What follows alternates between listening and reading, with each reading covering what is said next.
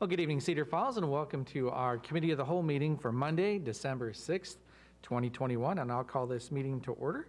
And our one item for tonight, with a budget of about 20 minutes, is an update from Grow Cedar Valley. And for that, we have Grow Cedar Valley Executive Director Carrie Dara. So, Ms. Dara, thank you for joining us. Of course. And the floor is yours. Of course. And as you mentioned, we are Grow Cedar Valley, and you all know me and us. But for those that tuning in who may not know, we are the regional Economic and Community Development Organization, and pleased and proud to be an economic development partner with the City of Cedar Falls. So thank you for sharing your evening with us tonight. Like many other organizations and businesses, Grow Cedar Valley is going through a strategic planning process.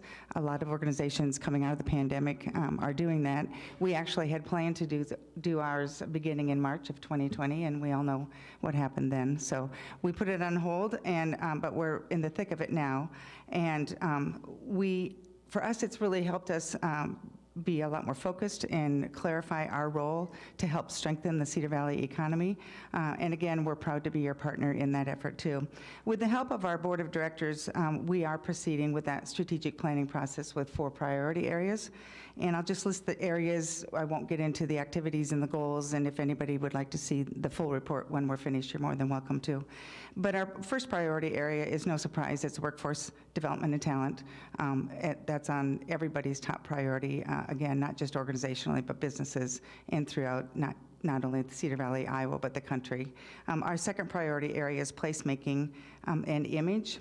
And that really does go hand in hand with workforce and talent, because what we look like and lead with in the next 5 to 10 years is going to be critical in attracting new talent, but even more importantly, retaining the talent that we have. So placemaking is really a high priority for us, and we've started working with a consultant to put together a scope of work on how all of us together can take a look and really strategically look at what placemaking looks like for the Cedar Valley. Our third area of priority is diversifying the Cedar Valley economic base, and you'll hear from some of the other team members in a while about how that looks and how it's going to be implemented.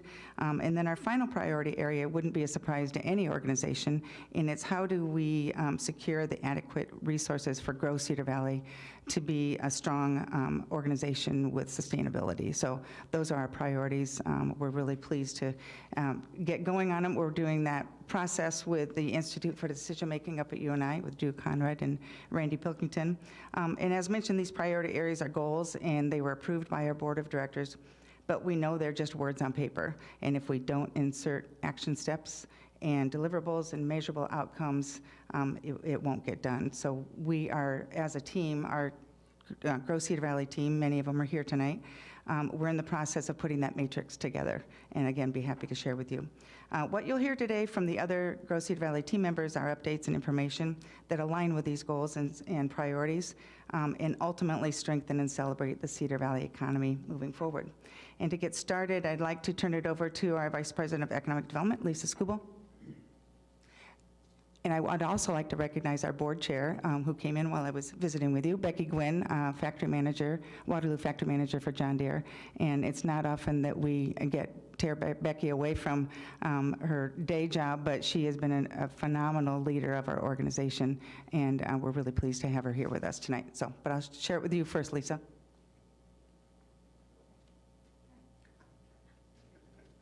And good evening, Lisa. Good evening.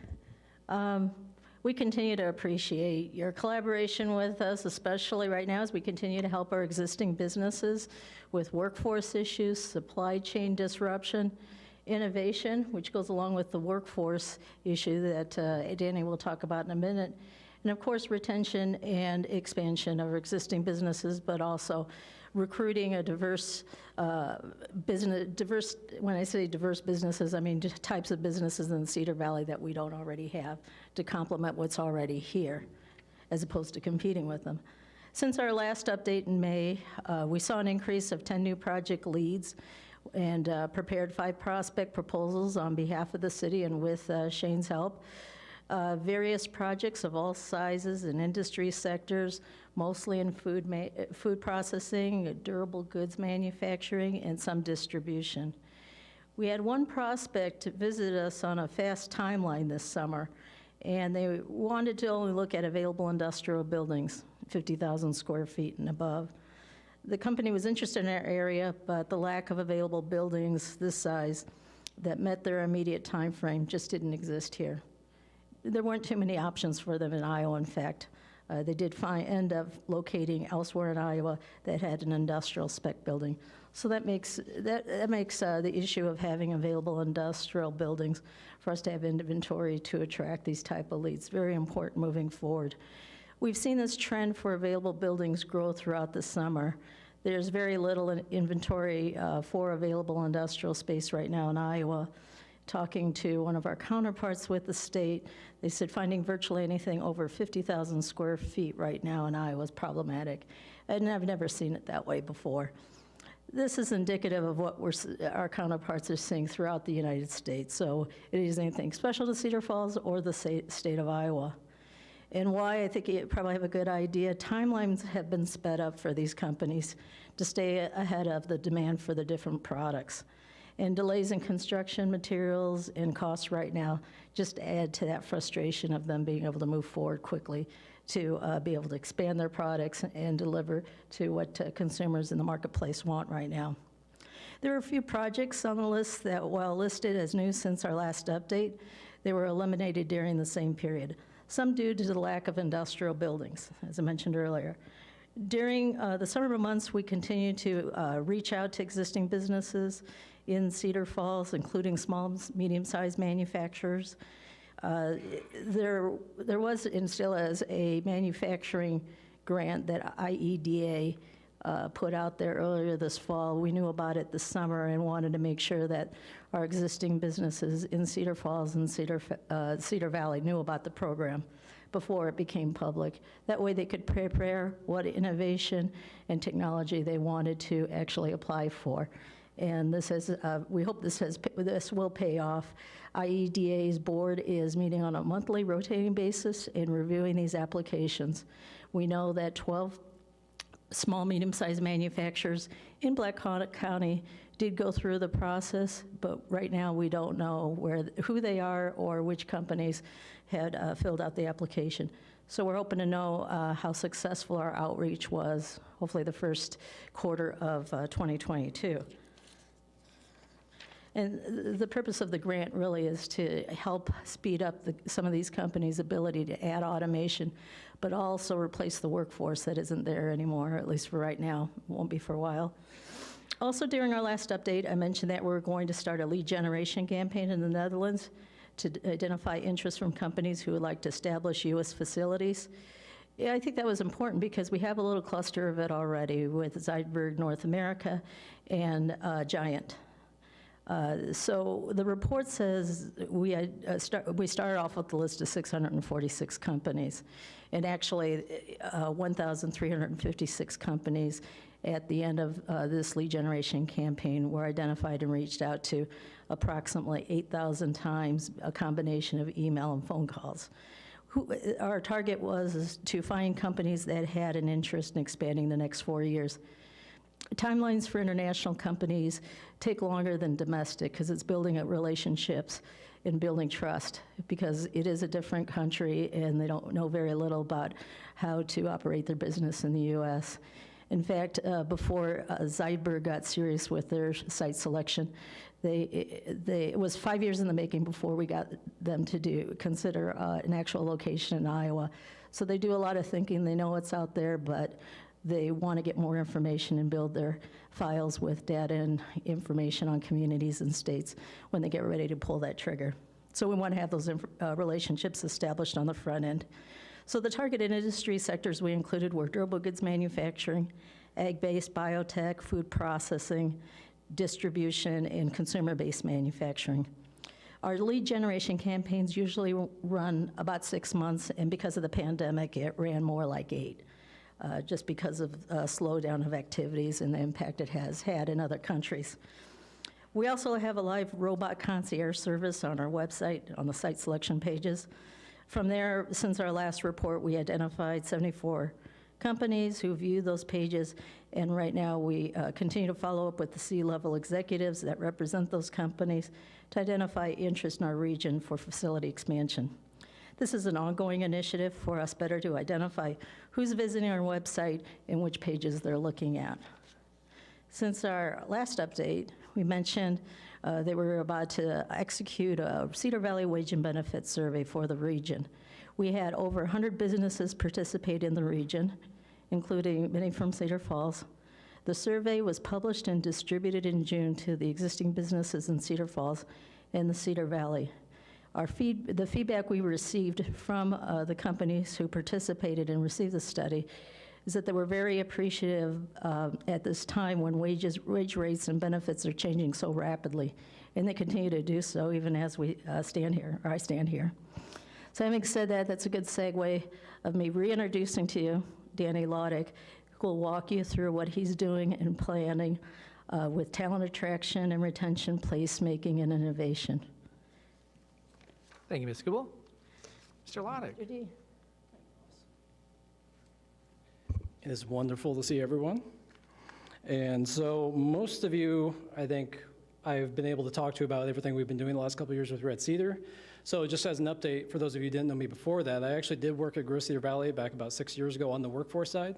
So over the last year, we've been working with Gross Cedar Valley to look at a lot of the work we've been doing on innovation, startups, new companies. It's always economic development. So we've been working through COVID especially to see how can we merge that with the work Gross Cedar Valley does. And then as we were doing that, that's when the workforce position came open at Gross Cedar Valley as well. So I'm also taking over that role. So a lot of what I'll do today is kind of give an update on what we've been doing. We're still doing a lot of the work with Red Cedar and bringing it over, but then also kind of coming back on the team to build out what's our workforce strategy, how are we addressing it. So to really start with that piece, and the packet that you guys have has a lot of data and everything, so I won't go into the weeds. Big picture need is that when we look at the census data as the key piece of data, our workforce didn't really grow in the last 10 years. We stayed about the same population-wise, but workforce actually declined, largely as the baby boomer generation retires out of the working age, which is typically 18 to 65. We know we're losing workforce. But at the same time, we have significantly more employment needs. So we're trying to create more and compete for more jobs, but with fewer population. That isn't really something that we change overnight. So a lot of the work we're going to be doing kind of splits in two areas. There's immediate tactical things we can focus on now, but a lot of this work really is 10, 15 years. What are we focusing on and investing in as a community that we know will drive that in the future? So really to break workforce down into three pieces, there's three main parts. One is attraction and retention, and that's just how many people live here, are of working age, and are able to work. This is recreation, arts, culture, talent attraction, all the things that keep people and make them want to live here and work here. And as the business says, it's always easier to retain a customer than to attract a new one. I think a lot of times we focus on external marketing and bringing new people here, but we need to start focusing just as much on how do we keep people that are here. So a lot of our focus is going to be looking at on the attraction side, more newcomer events. We know our employers, we hear this all the time, do a really good job of selling their company, but it's not their job to sell our community. And a lot of them don't know how to sell the community. So the number of times I've heard from people, I've lived here 2 or 3 years, I've never really connected with anything, it's a lot. So this next year we're going to be working on some newcomer events, chances to connect people that are moving here with more organizations, clubs, associations, really get people engaged in the community. Because we always say we're a great place to raise a family, and actually when you look at the data, we do see we are growing in the 35 to 44 age range, but that's the only one. So we are seeing people are coming back to start their family and raise them here, but we are losing people at the college age, which is expected, we're a college town. But then we're also losing people beyond the 44 age range because people aren't necessarily choosing to stay here after they raise their kids. So really looking at how do we engage people while we're here and working with employers to do that as a retention strategy. The second piece is really working with our training development of the current pipeline of K through 12, the universities, colleges. We thankfully have a lot of resources here.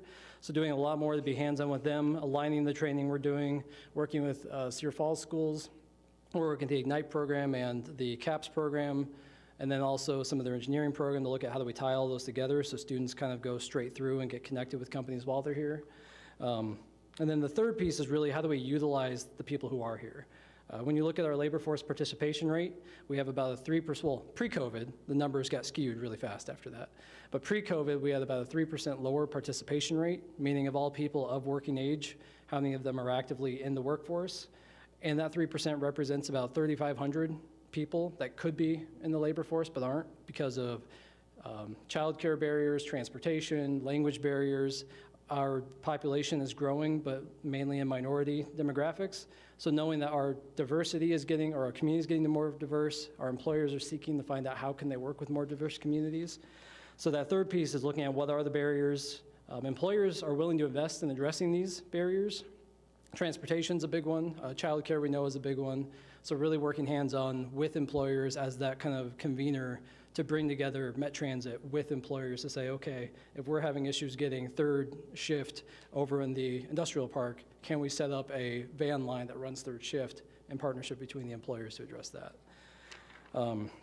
So we'll have a lot of specific programs and things we're working on here, but another piece beyond that is really grow Cedar Valley serving as the key point of contact for employers between, there's 100 different service organizations that can provide access to connecting better with talent from different demographics, previous offenders who are looking to get back in the workforce, training programs, but employers do not have the time to connect with all of them. HR people are just trying to manage as is. So really being that single point of contact that they can come to address a lot of that. So a lot of what I used to do that I'm rebuilding right now is those relationships with Iowa Workforce, all of the different nonprofits and organizations, with the state workforce organizations, and a lot of the local schools as well for that.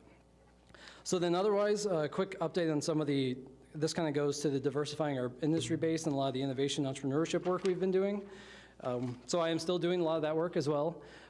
So just some quick updates from last time I presented. I think last time we talked, we were in the pilot period of the BBA, the Black Business and Entrepreneur Accelerator Program.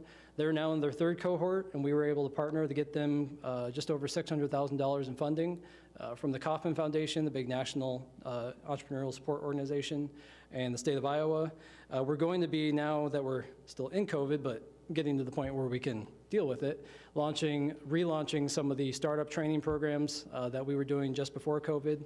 So we're partnering with UNI to launch another cohort of the Co-Starters program, which is kind of a 9-week early stage new business training program starting in February, March. We're getting it all licensed right now. Getting back to some of the events and organizations, kind of the networking piece of giving startups a lot of places to come connect, because a lot of people are still just kind of doing it on their own. COVID saw a really big increase in business startup rates. A lot of people leaving their job to either go as an individual contractor, to just take that time to finally start something they've been thinking about. So there's an increasing need, but there's still not really a good touch point for people to reach out to a lot of the services. So really, again, building out that point of contact for new business startups in the area. And then otherwise, again, if anybody wants to reach out, connect more on these things individually, I'd be glad to. And I will turn it over to Becky Gwynn, our board chair. Let her close it out. Thank you, Mr. Slottick. Ms. Gwynn, welcome to council. Thank you. Good evening. It's an honor to be here today. So maybe a couple things. I want to thank the city for everything that you guys have accomplished over time. I had the opportunity to actually live in Waterloo north of 10 years ago, or Cedar Falls actually, north of 10 years ago. And then to come back now and see all the development and things that you guys have brought to the table, it's nothing but impressive. And I think it's important as you think about the foundation that you're laying and that vision going forward. So thank you guys for all of your engagement and for all of your support, and just it's great to see the development that continues on here in the Cedar Valley. I'd also just like to take the opportunity to thank Grow Cedar Valley. I think they do play an important role in our community, and part of that is just really kind of connecting across the Cedar Valley, right? It's not just Cedar Falls or Waterloo, it's how do we all come together and really start to, bring together these projects that attract talent. Because I can tell you, in trying to, if we think about the challenges that we've got with Deere and even some of the being an employer in this community, it has really been about talent development. We've been trying to hire over 700 people here in the last year. And how do we unlock that? And even like Danny was talking about, right, maybe into some of these different communities that we typically would go untapped. And then also just how do we attract and retain talent? And I think that's going to become even more important in the future if you start to think about it. One of the dynamics that I think is changing for us as an employer within Deere is that through COVID, I think we've learned that remote work is something that's going to be here to stay. And Deere's continuing to come out to say, hey, we're going to figure out how to be one of the companies that allow people to work kind of from anywhere. Well, what does that mean for Cedar Falls or Waterloo? Well, that means that where historically we would have brought in 3,000 employees, right, or 2,000 salary employees to this area to be part of our engineering center, to be part of our factory operations. Now you're going to have a contingent of people that are going to be competing to say, hey, I can live in Florida and still support Waterloo or Cedar Falls or Deere in wherever they are. And so that's where I think if you think about unlocking the workforce and or the placemaking conversation, it's going to continue to be more important as we go forward about how do we continue to make this the best place to live and work. And so I'm super excited about some of the things that have been going on here in the last 10 years, and I'm really excited about some of the leadership that Grow Cedar Valley is starting to pull around just not only attracting talent and getting the word out there that this is a great place to live, right? Even if you don't work for Deere, maybe you work for Apple and live in Cedar Falls, right? Or even in the placemaking conversation about how do we continue to invest and not just do the Waterloo versus Cedar Falls dynamic, but do it as the Cedar Valley and continue to attract talent in here. So there's been amazing things that have continued to happen, but there's amazing visions, I think, that are out there. And the energy that exists here in the Cedar Valley to kind of unlock that is just amazing. And so I'm just honored to be a part of that. And I just want to kind of extend my thanks to you guys. And as we continue to develop this thing, appreciate all of your support as we go forward. So that's what I've got. Thank you very much. All right, thank you very much, Becky. So with that, is there anything else that Grow Cedar Valley would like to add for a closing? Okay, then I'll open it up for any council questions or comments. I guess I don't have a question. I just, first of all, thank you. Second, I want to make sure that we as the elected leaders of this community are supporting these folks. And I guess, I don't know how that conversation goes, but are we investing enough in them for them to be successful, for us to continue to be successful over the next 10, 15, 100 years? And I mean, I appreciate everything they talked about, especially the placemaking part, because I believe that is going to be important. I mean, if you're in the workforce right now, you are feeling the stress of life. I mean, life was stressful before. I